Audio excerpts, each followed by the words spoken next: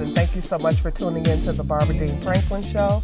I am your host, Barbara Dean Franklin, and today I have the awesome pleasure of sitting with my girlfriend, Karen Gates from the ARC Association. Good morning, how are you? Good morning, doing good, and you? I am wonderful. I will not complain.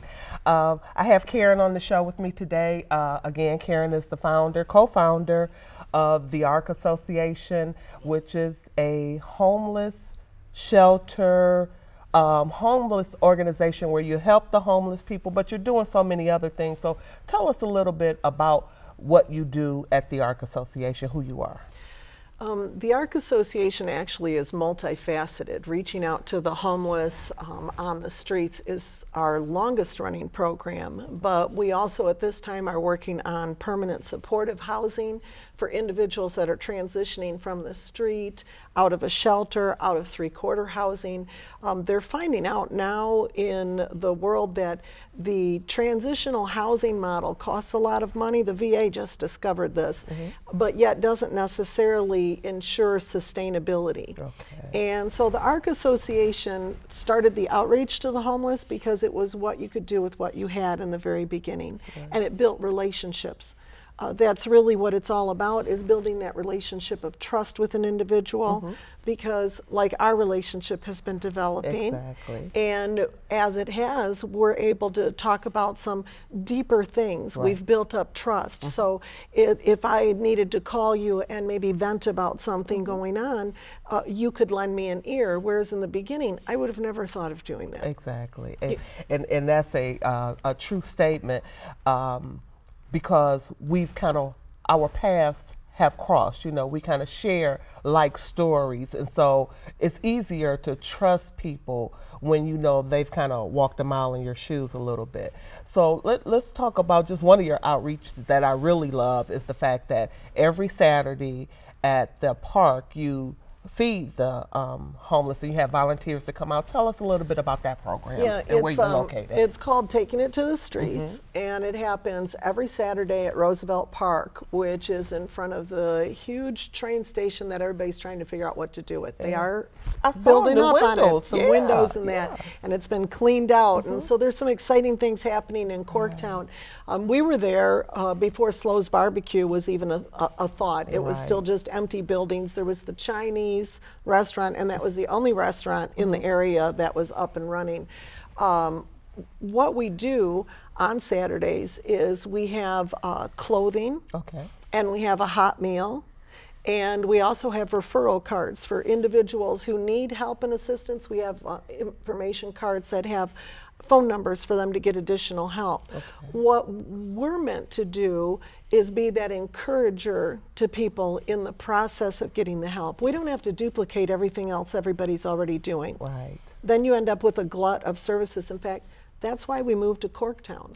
We started out in the corridor with so many other organizations. Oh, the homeless are in the corridor. You know, NSO has a big reputation, and they're now changing and moving and transitioning people as well. But everybody knew that's where the homeless were. And a lot of the people that started the ARC Association come from having mental illness, having physical challenges and disabilities, the financial challenges. They had addiction. They had been in shelters because of domestic violence. So because of that, we knew where to go. We wanted to reach out, and so that immediate bond began to happen. And it was us giving back to the community. Well, we started tripping all over. We showed up on Saturday all excited. We had our sandwiches. At that time, we were doing sandwiches and chips. And there were 3 other organizations in the park in front of the temple, Masonic Temple.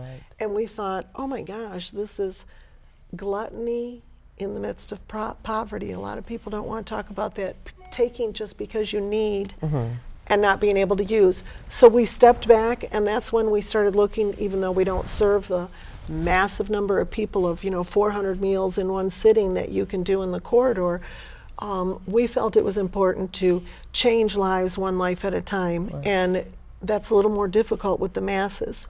So do you feel, I mean, the need is great. Okay. The need is great, and so sometimes the people that you're touching may not be serviced by the NSO group. Is that correct? And that's very correct. So, although, like in the beginning, you know, you had to kind of like maybe get in where you fit in, you know, because everybody was doing it at that place. Right. So now everybody knows. I mean, the people that you service, you know, word of mouth, people are coming out there. They depend on you. They look for you. You know, you give them hope, and every Saturday, you know, they can come, you know, and get a meal or get some clothing. What I want to know is, do you find the need is greater for men than women, or do you have a mixture of people that are coming to you right now? We have predominantly men. Okay. Out on the streets per se, you have a larger portion that are out on the streets are men. Okay. You don't see as many women out on the streets, and I don't want to say it's because women are more resourceful, but a family member will be more likely to take in a woman or a woman and her children rather than a single man. Okay. They're more likely to say, okay, come on, oh, I don't want you and the babies out on the street, so come on in and stay at the house. That's one of the reasons that they're changing at what is called homelessness. Okay. Or they like the title unhoused, because homelessness has such a stigma to it. Right. And that's what I don't like, is the stigma. My vision and agenda is to tear down the stereotype that just because you're homeless, that you have to either be lazy, why don't you just get a job? Okay.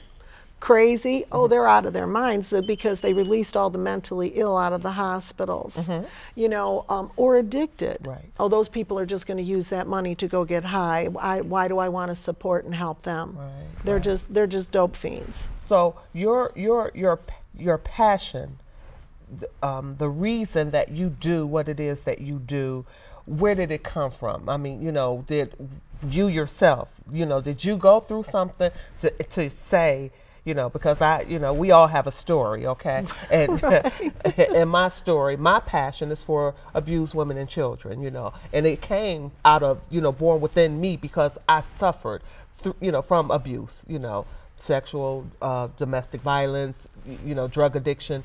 And so I have a passion to help those that are still going through and hurting, because I want to be able to give someone hope, you know, that they don't have to always be hopeless.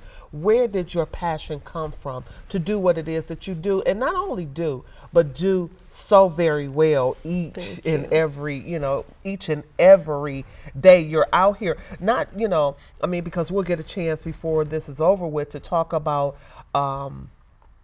you know, just the event that you were at just this Friday, you know, the way you do things for people. So tell me where your passion came from, how, you know, what started this?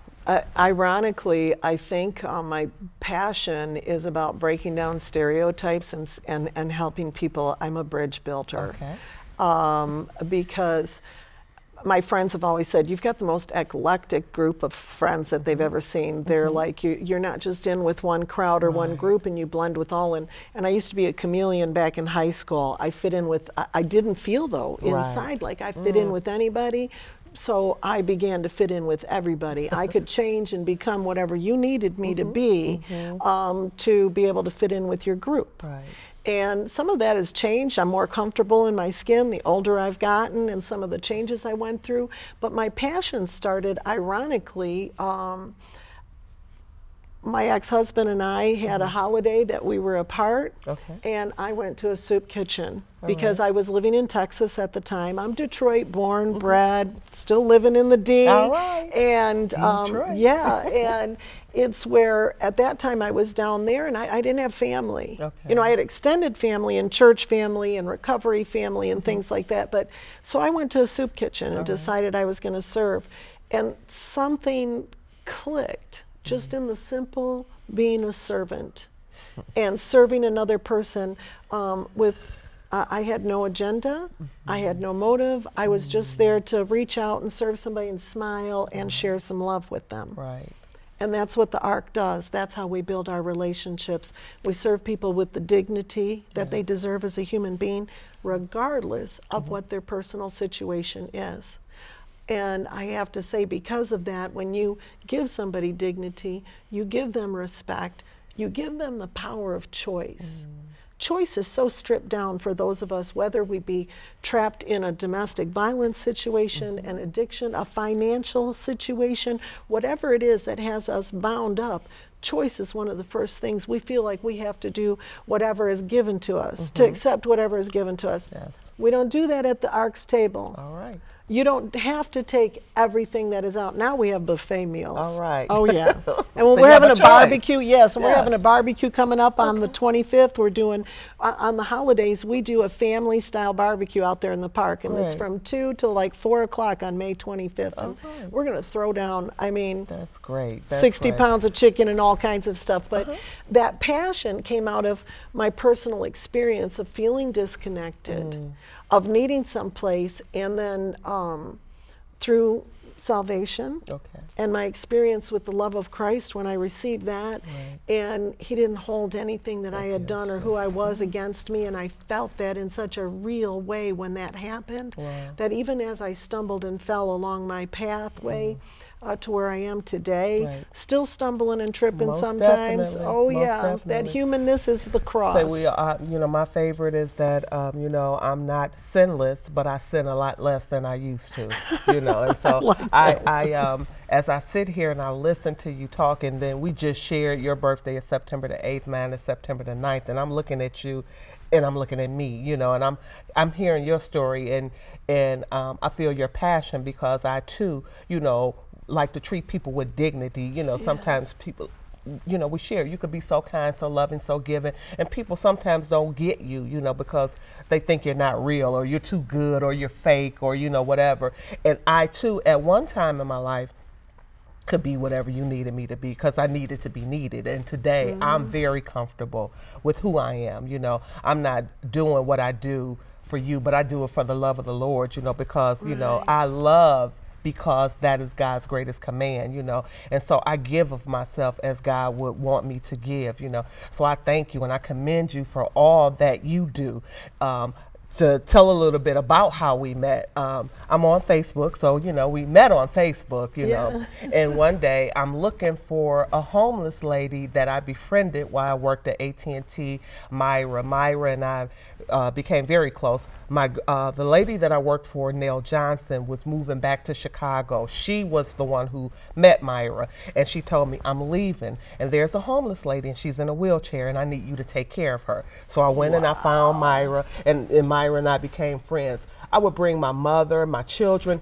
Myra met my mom, my children, my brother. On the weekend, if we didn't have anything to do, I'd get in the car and we'd ride downtown and we would look for Myra. And I was like, there she is, you know, and I would go and I introduced my family to Myra. And so she, you know, said, hey, bring your daughter down here. Let me talk to her. Let me tell her about these streets, you know, the highways and byways, the things that I've been through, because she had lost her leg while she was pregnant, you know, after her lifestyle. So I'm on Facebook anyway, and I'm saying, it's been a while. I haven't seen Myra. So I'm like, has anybody seen Myra? You know, my Detroit Billing Center people, you know, where's Myra? And then you chime in and you said she died. And then, you know, I'm taken aback because, you know, I'm hoping, you know, I'm fighting for her, and I'm hoping that she's going to get herself together, and, you know, she's, you know, in that house, because she was in a rehab the last that I talked to her. And so you and I became friends. We talked about Myra, and we talked about all the things that, you know, how you met her, chasing her around the block, you know, running in your car. And then you and I met for lunch. And then the rest is history. You were at my retirement birthday party, September the 9th, you know, out in Fairlane. And just this past week, talk a little bit about the event that you went to in honor of Viola Luizo, Sally, who, oh man, I would have to do a whole show on that, because my mother, sister, Sarah, was it was Viola's best friend, but she was also, you know, her housekeeper, and she left her in charge of her children when she went to the civil rights march, or to sign up to people back in the 60s to help them to vote, and she lost her life and never came home. But she asked Sarah to raise her children if she didn't make it back. And Sally and I became friends on Facebook because I was reaching out looking for my mom's sister to put them together before they, because they're both up in age. But unfortunately, my aunt Manzali passed away before her and my mom were able to reconnect. But I have reconnected with my cousin Sarah, and so I'm thankful for that. And so, talk a little bit about the event this Friday, Thursday that you were at. Yeah, it was Friday evening. Okay. It was the 2013 Ford Freedom Awards, and just fabulous. It's I hadn't been in years, and so to be a part of that, and it was because of you that I got hooked up with Diane. Okay. And it was late at night, and all of a sudden up pops a message, and it's Diane messaging, and sometimes I write controversial things just to stir people's mind up, make them think a little deeper, and I had just thrown one of those out there, and all of a sudden up pops this thing, and Diane says, I know it's late, but call me. And she put her phone number down, and I just went, what's this about what I just posted? And so I thought, okay, well, I'm going to call her, and so I called, and it was about helping Sally be able to have a pamper moment, like because they were honoring her mom. Right. And there's so much about honoring her mom. Yes. My mother, when I mentioned what I was doing even before all of the nominations and that, for me personally, my mother, when I told her what I was doing, my mother knew who Viola was. Okay. And that's Diane's whole passion, is that Viola, she came here to Detroit. She said when she was on the East Coast, everybody had to know. All of the children had to know who Viola Luiso was, because she was so instrumental in the pushing through of the right to vote for all people. All people, yes. All people being able to have that right to walk up and cast their vote and exercise and be considered equal in that emphasis of having a say in their government and what is going on. Yes. And my mom, when I said the name, because I run into everybody and they're like, who? Yeah. And so then I have to kind of give them a little brief, and I even had to do some history work because I got on and I thought, well, let me find out just a little bit more about why is she getting this humanitarian award. She gave the ultimate sacrifice of her life, but she wasn't thinking of that when she gave. She just gave, and she had that appointment time that there was not, it didn't matter that it was at the hand of a Ku Klux Klan member with a gun. She had that appointment with the Lord that we all will have. But hers was in the midst of her passion. From what I understand from talking with Sally, she always felt that it was horrible, the inequality in the world, and that people would have to ride at the back of a bus, because of the color of their skin. And I started right around that time was also when I became aware of those things and started to fight that. Being raised in the midst of racism, and today it's like it goes beyond the color of the skin. The Census Bureau documents us by color when we really have to look at culture and embrace each other's culture. I want to know more about why you do what you do and how you do it, and I think by sharing that we build bridges.